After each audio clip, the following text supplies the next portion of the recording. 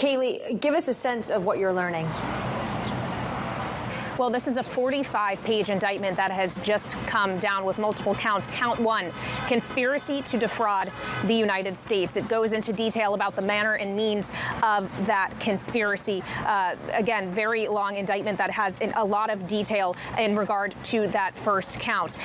Strolling through the indictment here, again, reminding you that this is the third indictment the former president is facing, the second federal run in this investigation into January 6th in efforts to overturn the 2020 election. The first count I just ran through. The second count, conspiracy to obstruct an official proceeding. That Donald J. Trump did knowingly combine, conspire, confederate, and agree with co-conspirators, known and unknown to the grand jury, to corruptly obstruct and impede an official proceeding that is the certification of the electoral vote in violation of Title 18 of the U.S. Code. Then count three, obstruction of an attempt to obstruct an official proceeding, that he had attempted to and did corruptly obstruct and impede an official proceeding. Again, the certification of the electoral vote. Count four, conspiracy against rights. That Donald J. Trump did knowingly combine, conspire, confederate, and agree with co-conspirators, known and unknown to the grand jury, to injure, oppress, threaten, and intimidate one or more persons in the free exercise and enjoyment of a right and privilege secured to them by the Constitution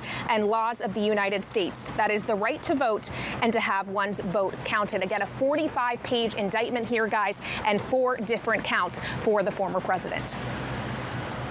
Remarkable. 3 criminal conspiracies outlined. This is something that we are reading in real time as you join us here on Bloomberg TV. Kailey, while you're still with us, can you let us know what's actually happening at the Department of Justice? Is it quiet outside right now? Obviously, there's a large news presence, but are any Donald Trump supporters about?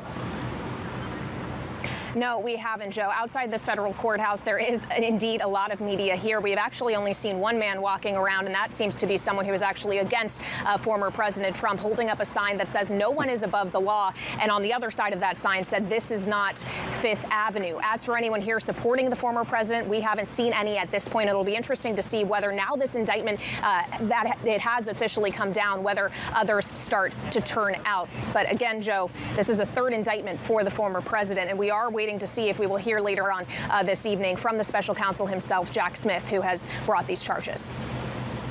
Yeah, Kailey, that's what I was going to ask you. So what are we expecting left from the DOJ? We will potentially hear from Jack Smith today?